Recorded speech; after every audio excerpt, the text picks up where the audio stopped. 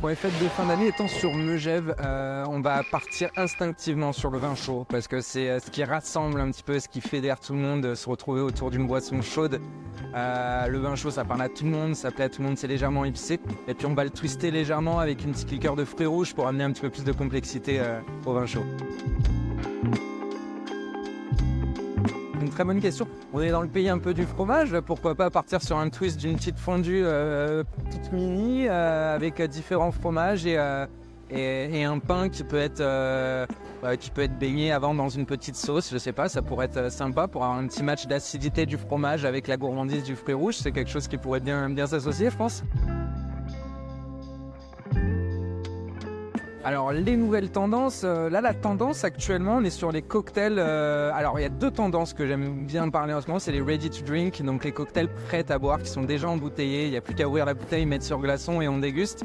Donc il y a beaucoup d'entreprises qui se lancent dans ça et qui nous font des produits merveilleux à boire.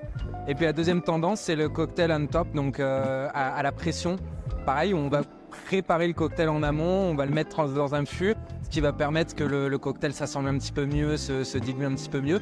Et puis rapidité de service surtout et d'exécution, puisqu'on a juste, comme une bière, tout simplement tiré le cocktail. Donc c'est une nouvelle méthode qui sont bien pour des gros débits et avoir de la qualité et des choses un peu plus fun à boire. Moi, je suis un grand fan actuellement. Enfin, je change tous les 6 mois, ça dépend des saisons et tout ça. Mais c'est vrai que j'aime beaucoup le cognac et le mezcal. Ce sont deux spiritueux qui me parlent beaucoup.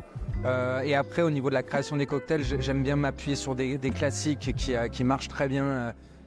J'adore un bon daiquiri ou un bon negroni et puis on va les twister. Par exemple, un mezcal negroni, c'est merveilleux à boire avec des petites notes fumées.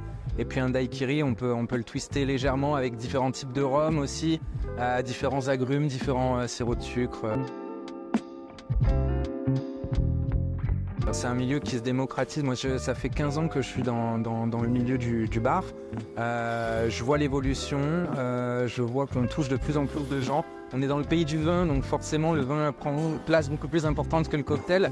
Mais il y a un travail qui est fait par énormément de bartenders dans toute la France et le reste du monde pour... J'aime pas forcément ce mot qui est éduquer le client, parce qu'on n'est pas forcément là pour le faire éduquer, mais plutôt pour lui faire découvrir un univers qui est de la gastronomie liquide avec tout autant de saveurs.